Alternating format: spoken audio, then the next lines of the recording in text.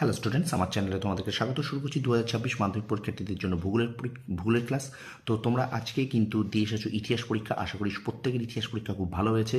তো আগামীকাল তোমাদের ভূগোলের পরীক্ষা। তো সুতরাং ভূগোলের আজকে আমি দুটি তোমাদের ভিডিও দেবো। একটা হলো প্রাকৃতিক ভূগোল থেকে, আর একটা হলো অর্থনৈতিক বা আঞ্চলিক ভূগোল থেকে। তো এই দুটো ভিডিও থেকে কিন্তু তোমাদের জন্য রেখেছি শর্ট কোশ্চেন্সের শেষ মুহূর্তের মহড়া। তোমরা নিজেরা একটু যাচাই করে নাও তোমাদের ভূগোলের জন্য শর্ট প্রশ্ন কতটা আছে।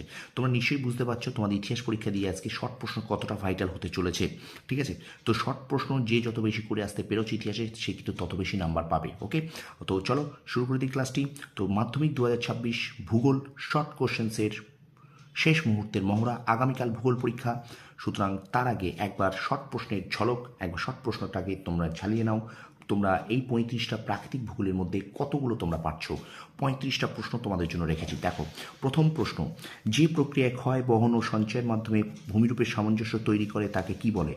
আমি কিন্তু খুব তাড়াতাড়ি করে যাব। তো এখানে কিন্তু উত্তর হবে পর্যায়ন। উত্তর হবে কিন্তু এখানে পর্যায়ন। ঠিক আছে। আচ্ছা, 2 নম্বর প্রশ্ন, নদীবাঁকের উত্তল অংশের সঞ্চয়কে কি বলে? নদীবাঁকের উত্তল অংশের সঞ্চয়কে কি বলে? এটা হবে উত্তর বিন্দুবার। বিন্দুবার বলে। আচ্ছা, দুটি নদী অববাহিকার মধ্যবর্তী উচ্চভূমিকে কি বলে? দুটি নদী অববাহিকার মধ্যবর্তী উচ্চভূমিকে কি বলে? উত্তর হবে জলবিভাজিকা। জলবিভাজিকা। ঠিক আছে, পরে প্রশ্ন দেখো, জলপ্রপাতের পাদদেশে কোন ভূমিরূপ তৈরি হয়? জলপ্রপাতের পাদদেশে কোন ভূমিরূপ তৈরি হয়? উত্তর হবে প্রপাতকূপ। উত্তর হবে প্রপাতকূপ। ঠিক আছে, কতগুলো পারছো তোমরা নিজে দেখে নাও। পার্বত্য প্রবাহে নদীর বুকে সৃষ্ট গর্তকে কি বলে? পার্বত্য প্রবাহে নদীর বুকে সৃষ্ট গর্তকে কি বলে? উত্তর হবে মন্থকূপ। উত্তর হবে কিন্তু মন্থকূপ। ঠিক আছে, পরে প্রশ্ন দেখো, গ্রেট কথাটি প্রথম কে ব্যবহার করেন? গ্রেট কথাটি প্রথম কে ব্যবহার করেন? উত্তর হবে গিলবার্ট। গিলবার্ট। ঠিক আছে, নিজেরা আমি বলার আগে তোমরা কিন্তু নিজেরা অবশ্যই কিন্তু করার চেষ্টা করো, নিজেরা বলার চেষ্টা করো। ঠিক আছে, আর ভিডিওটা একটু শেয়ার করে দাও। আচ্ছা দেখো, ভূপৃষ্ঠের শিলাস্তর উন্মুক্ত হওয়াকে কি বলে? ভূপৃষ্ঠের শিলাস্তর উন্মুক্ত হওয়াকে কি বলে? উত্তর হবে নগ্নিভবন।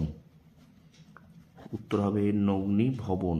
ঠিক আছে, পরে প্রশ্ন, ফানেল আকৃতির নদীর মোহনাকে কি বলে? ফানেল আকৃতির নদীর মোহনাকে কি বলে? ফানেল আকৃতির নদীর মোহনাকে খাঁড়ি বলে।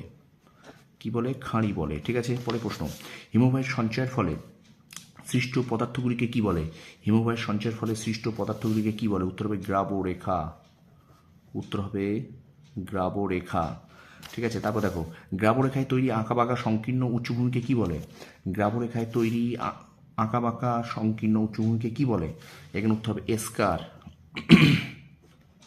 উত্তর হবে এসকার বলে। পরে প্রশ্ন, হিমবাহের ক্ষয়কার্যের ফলে সৃষ্ট নিমজ্জিত জলমগ্ন উপত্যকাকে কি বলে? বলো দেখি, হিমবাহের ক্ষয়কার্যের ফলে সৃষ্ট নিমজ্জিত জলমগ্ন উপত্যকাকে কি বলে? উত্তর ফিয়র্ড। তো ফিয়র্ড বলে। পরে প্রশ্ন, পাদদেশী হিমবাহের অগ্রভাগটিকে কি বলে? পাদদেশী হিমবাহের অগ্রভাগটিকে কি বলে? উত্তর হবে লোভ।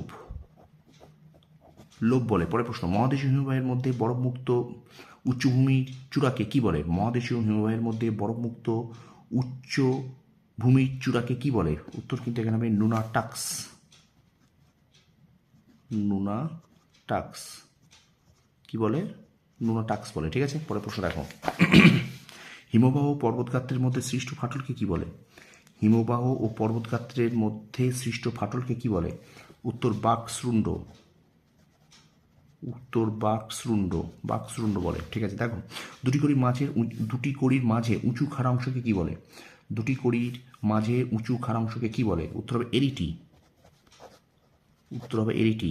একটু শেয়ার করবে তোমার বন্ধুদের মাঝে, আর নিজেরা কতগুলো হচ্ছে একটু দেখে নাও। প্রস্তরময় মরুভূমিকে কি বলে? প্রস্তরময় মরুভূমিকে কি বলে? উত্তর হবে হামাদা। প্রস্তরময় মরুভূমিকে হামাদা বলে। তারপর প্রশ্ন, কোন ভূমিরূপকে মাশরুম রক বলা হয়? কোন ভূমিরূপকে মাশরুম রক বলা হয়? বলো দেখি, কোন ভূমিরূপকে মাশরুম রক বলা হয়? উত্তর হবে গৌড়। গৌড়কে। ঠিক আছে, আচ্ছা, তারপর দেখো, মরু ও মরুপ্রায় অঞ্চলের নিম্নভূমিতে অবস্থিত লবণাক্ত জলের হ্রদকে কি বলে? মরু ও মরুপ্রায় অঞ্চলের নিম্নভূমিতে অবস্থিত লবণাক্ত জলের হ্রদকে কি বলে? বলো দেখি, উত্তর এখানে কিন্তু হবে প্লায়া। প্লায়া বলে। পরে প্রশ্ন, মরুভূমি অঞ্চলে শুষ্ক নদীখাতকে কি বলে? মরুভূমি অঞ্চলে শুষ্ক নদীখাতকে কি বলে? উত্তর হবে ওয়াদি।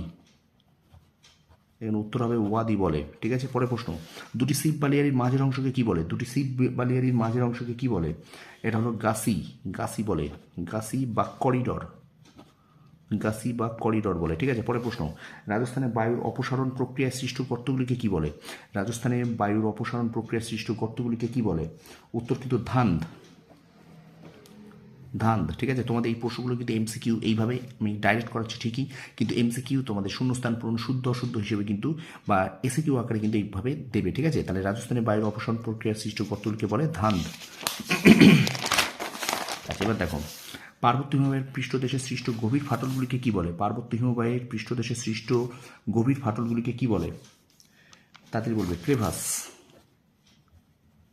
ক্রেভাস বলে। ঠিক আছে, পরের প্রশ্ন, লবণযুক্ত শিলাস্তরের ওপর নদীর প্রধান ক্ষয় প্রক্রিয়াটিকে কি বলে? লবণযুক্ত শিলাস্তরের ওপর নদীর প্রধান ক্ষয় প্রক্রিয়াটিকে কি বলে? উত্তর হবে কিন্তু দ্রবণ ক্ষয়। উত্তর হবে দ্রবণ ক্ষয়। ঠিক আছে, পরের প্রশ্ন, বায়ুমণ্ডলের কোন স্তরে অতিবেগুনি রশ্মি শোষিত হয়? বায়ুমণ্ডলের কোন স্তরে অতিবেগুনি রশ্মি শোষিত হয়? বায়ুমণ্ডলের কোন স্তরে অতিবেগুনি রশ্মি শোষিত হয়? এটার উত্তর কিন্তু হবে এখানে স্ট্র্যাটোস্ফিয়ার। স্ট্র্যাটোস্ফিয়ার।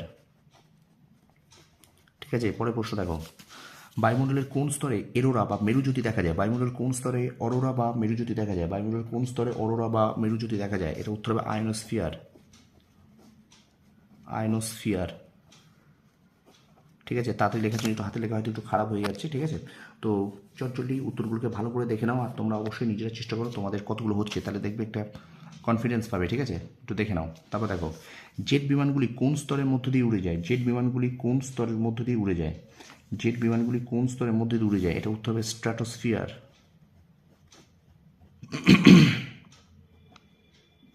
স্ট্র্যাটোস্ফিয়ার। ঠিক আছে, পরের প্রশ্ন, সমষ্ণরেখাগুলি কোন দিকে বিস্তৃত? সমষ্ণরেখাগুলি কোন দিকে বিস্তৃত? সমষ্ণরেখাগুলি পূর্ব থেকে পশ্চিমে বিস্তৃত। পূর্ব থেকে পশ্চিমে বিস্তৃত। আচ্ছা, লানিনা শব্দের অর্থ কি বলো? লানিনা শব্দের অর্থ ছোট্ট মেয়ে। ছোট্ট মেয়ে। লানিনা শব্দের অর্থ কিন্তু ছোট্ট মেয়ে। ঠিক আছে, আচ্ছা, পরের প্রশ্ন দেখো, কোরিওলিস বল সব থেকে বেশি অনুভূত হয় কোথায়? কোরিওলিস বল সব থেকে বেশি অনুভূত হয় কোথায়? মেরুতে বা মেরু অঞ্চলে। ঠিক আছে, তারপর দেখো, ডোলড্রাম সৃষ্টি হয় কোন মণ্ডলে? ডোলড্রাম সৃষ্টি হয় কোন মণ্ডলে? ডোলড্রাম সৃষ্টি হয় কোন মণ্ডলে? উত্তর হবে নিরক্ষীয় মণ্ডলে। উত্তর হলো নিরক্ষীয় মণ্ডলে। আচ্ছা, চীন সাগরের বিধ্বংসী ঝড়কে কি বলে? চীন সাগরের বিধ্বংসী ঝড়কে কি বলে? চীন সাগরের বিধ্বংসী ঝড়কে বলা হয় টাইফুন। কি বলে? টাইফুন বলে। আচ্ছা, আপেক্ষিক আর্দ্রতা সর্বাধিক হয় কোন সময়? আপেক্ষিক আর্দ্রতা সর্বাধিক হয় কিন্তু ভোরবেলা। আপেক্ষিক আর্দ্রতা সর্বাধিক হয় ভোরবেলা। আচ্ছা, জলীয় বাষ্প ঘনীভূত হওয়ার সময় ড্যাশ ত্যাগ করে? বলো, জলীয় বাষ্প ঘনীভূত হওয়ার সময় ড্যাশ ত্যাগ করে? জলীয় বাষ্প ঘনীভূত হওয়ার সময় লীন তাপ ত্যাগ করে। ঠিক আছে, পরে প্রশ্ন, পেরু সমুদ্র স্রোত ড্যাশ মহাসাগরে দেখা যায়? পেরু সমুদ্র স্রোত ড্যাশ মহাসাগরে দেখা যায়? পেরু সমুদ্র স্রোত প্রশান্ত মহাসাগরে দেখা যায়। ঠিক আছে, আচ্ছা, ব্রাজিল স্রোত ড্যাশ মহাসাগরে দেখা যায়? ব্রাজিল স্রোত ড্যাশ মহাসাগরে দেখা যায়? এটা হলো আটলান্টিক মহাসাগরে দেখা যায়। ঠিক আছে, তো এই ছিল 35টি প্রশ্ন প্রাকৃতিক ভূগোল থেকে। তো তোমাদের এই 35টার মধ্যে তোমরা কতগুলো পারলে অবশ্যই তোমরা একটু নিজেরা যাচাই করে নাও, একটুখানি সময় করে ভিডিওটা দেখো, 8-9 মিনিটের ভিডিও মাত্র। তারপরে 2-3-5 অবশ্যই পড়ো, বা 2-3-5 পড়ার ফাঁকে একটুখানি তোমরা এই শর্ট প্রশ্নগুলোকে চোখ বুলিয়ে নাও। ঠিক আছে, তো শর্ট প্রশ্ন যে যত করে আসতে পারবে সে তত কিন্তু নাম্বার পাবে, এটা কিন্তু আমি বারবার বলে আসি। তোমাদের পরীক্ষা সফল হোক, তোমরা সফল হও, তোমাদের সাফল্য কামনা করি। ধন্যবাদ।